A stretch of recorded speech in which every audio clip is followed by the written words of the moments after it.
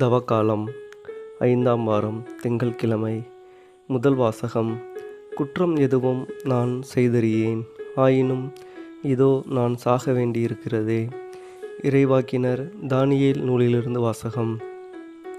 அதிகாரம் 2. இறைவார்த்தைகள் 41 முதல் 62 வரை.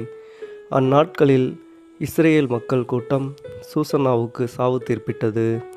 அப்பொழுது சூசன்னா உரத்த குரலில் கதறி, என்றுமுள்ள இறைவா, மறைவானவற்றை நீர் அறிகிறீர். நிகழும் முன்பே எல்லாம் உமக்கு தெரியும். இவர்கள் எனக்கு எதிராக பொய் சான்று சொல்லியுள்ளனர் என்பதும் உமக்கு தெரியும். இவர்கள் என் மீது சாற்றிய குற்றம் எதுவும் நான் செய்தறியேன், ஆயினும் இதோ நான் சாக வேண்டியிருக்கிறதே என்று சொன்னார். ஆண்டவர் சூசன்னாவுடைய கூக்குரலுக்கு செவிசாய்த்தார். கொல்லப்படுமாறு அவர் நடத்தி செல்லப்பட்ட பொழுது தானியேல் என்னும் பெயருடைய இளைஞரிடம் தூய ஆவியை கடவுள் தூண்டிவிட்டார். தானியேல் உரத்த குரலில், இவருடைய இரத்தப் பலியில் எனக்கு பங்கில்லை என்று கத்தினார். மக்கள் அனைவரும் அவர்பால் திரும்பி, நீர் என்ன சொல்கிறீர் என்று வினவினர். அவரோ அவர்கள் நடுவே நின்று கொண்டு பின்வருமாறு சொன்னார். இஸ்ரேல் மக்களே, வழக்கை ஆராயாமலும் உண்மையை அறிந்து கொள்ளாமலும் இஸ்ரேல் மகள் ஒருத்தியை தீர்ப்பிட துணிந்துவிட்டீர்களே. அந்த அளவுக்கு நீங்கள் அறிவிலிகளா? நீதி வழங்கும் இடத்திற்கு திரும்பி போங்கள். இம்மனிதர்கள் இவருக்கு எதிராக பொய் சான்று சொல்லியிருக்கிறார்கள் என்றார். எனவே மக்கள் எல்லாரும் விரைவாக திரும்பி வந்தார்கள். மற்ற மூப்பர்கள் தானியேலிடம், நீர் வந்து எங்கள் நடுவே அமர்ந்து எங்களுக்கு விரிவாய் விளக்கி காட்டும்.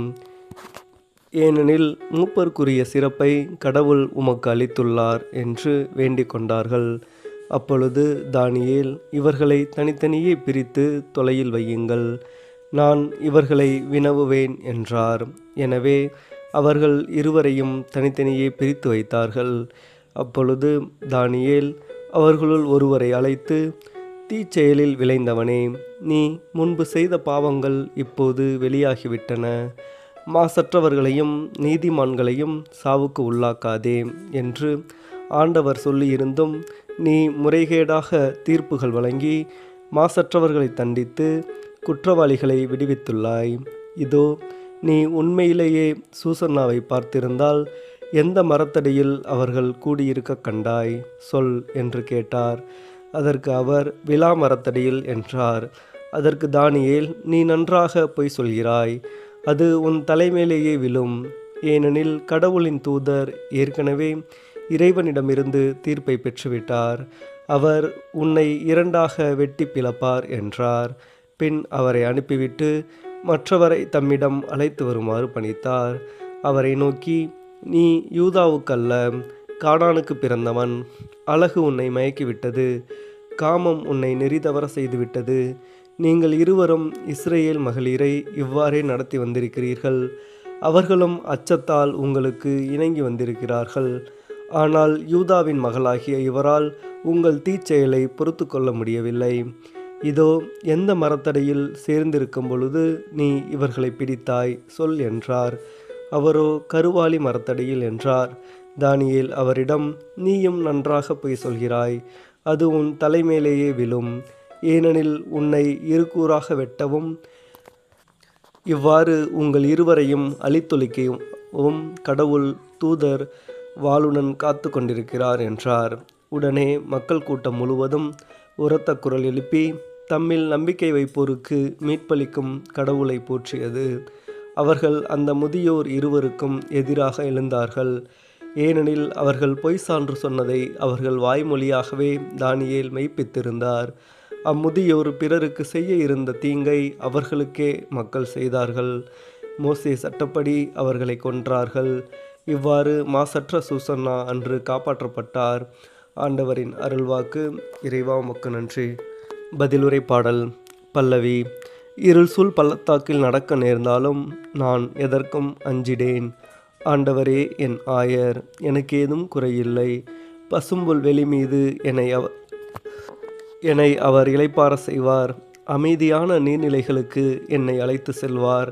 அவர் எனக்கு புத்துயிர் அளிப்பார். பல்லவி.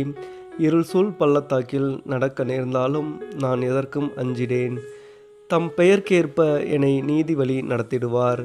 மேலும் சாவின் இருள் சூழ் பள்ளத்தாக்கில் நான் நடக்க நேர்ந்தாலும் நீர் என்னோடு இருப்பதால் எத்தீங்கும் அஞ்சிடேன். உம் கோலும் நெடுங்கலியும் என்னை தேற்றும். பல்லவி. இருள் சூழ் பள்ளத்தாக்கில் நடக்க நேர்ந்தாலும் நான் எதற்கும் அஞ்சிடேன். என்னுடைய எதிரிகளின் கண்முன்னே எனக்கொரு விருந்தினை ஏற்பாடு செய்கின்றீர். என் தலையில் நறுமண தைலம் பூசுகின்றீர். எனது பாத்திரம் நிரம்பி வழிகின்றது. பல்லவி. இருள் சூழ் பள்ளத்தாக்கில் நடக்க நேர்ந்தாலும் நான் எதற்கும் அஞ்சிடேன். உண்மையாகவே என் வாழ்நாள் எல்லாம் உம் அருள் நலமும் பேரன்பும் என்னை புடைசூழ்ந்து வரும். நானும் ஆண்டவரின் இல்லத்தில் நெடுநாள் வாழ்ந்திருப்பேன். பல்லவி. இருள் சூழ் பள்ளத்தாக்கில் நடக்க நேர்ந்தாலும் நான் எதற்கும் அஞ்சிடேன். நற்செய்திக்கு முன் வாசனம். தீயோர் சாக வேண்டும் என்பது என் விருப்பமன்று, ஆனால் அத்தீயோர் தம் வழிகளினின்று திரும்பி வாழ வேண்டும் என்பதே என் விருப்பம் என்கிறார் ஆண்டவர். நற்செய்தி வாசகம். உங்களுள் பாவம் இல்லாதவர் முதலில் இப்பெண் மேல் கல் எறியட்டும். யோவான் எழுதிய தூய நற்செய்தியிலிருந்து வாசகம். அதிகாரம் 8, இறைவார்த்தைகள் 1 முதல் 11 வரை. அக்காலத்தில் இயேசு ஒலிவ மலைக்கு சென்றார். பொழுது விடிந்ததும் அவர் மீண்டும் கோவிலுக்கு வந்தார். அப்போது மக்கள் அனைவரும் அவரிடம் வந்தனர். அவரும் அங்கு அமர்ந்து அவர்களுக்கு கற்பித்தார். மறைநூல் அறிஞரும் பரிசேயரும் விபசாரத்தில் பிடிபட்ட ஒரு பெண்ணை கூட்டிக் கொண்டு வந்து நடுவில் நிறுத்தி, போதகரே, இப்பெண் விபச்சாரத்தில் கையும் மெய்யுமாக பிடிபட்டவள். இப்படிப்பட்டவர்களை கல்லால் எறிந்து கொள்ள வேண்டும் என்பதே மோசே நமக்கு கொடுத்த திருச்சட்டத்திலுள்ள கட்டளை. நீர் என்ன சொல்கிறீர் என்று கேட்டனர். அவர் மேல் குற்றம் சுமத்த ஏதாவது வேண்டும் என்பதற்காக அவர்கள் இவ்வாறு கேட்டு சோதித்தார்கள். இயேசு குனிந்து விரலால் தரையில் எழுதி கொண்டிருந்தார். ஆனால் அவர்கள் அவரை விடாமல் கேட்டுக்கொண்டிருந்ததால் அவர் நிமிர்ந்து பார்த்து, உங்களுள் பாவம் இல்லாதவர் முதலில் இப்பெண் மேல் கல் எறியட்டும் என்று அவர்களிடம் கூறினார். மீண்டும் குனிந்து தரையில் எழுதி கொண்டிருந்தார். அவர் சொன்னதை கேட்டதும் முதியோர் தொடங்கி ஒருவர் பின் ஒருவராக அவர்கள் யாவரும் அங்கிருந்து சென்று விட்டார்கள். இறுதியாக இயேசு மட்டுமே அங்கு இருந்தார்.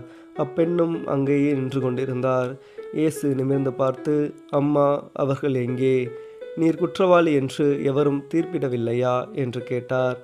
அவர், இல்லை ஐயா என்றார். இயேசு அவரிடம், நானும் தீர்ப்பு அளிக்கவில்லை, நீர் போகலாம், இனி பாவம் செய்யாதீர் என்றார். ஆண்டவரின் அருள்வாக்கு. கிறிஸ்துவே உமக்கு புகழ்.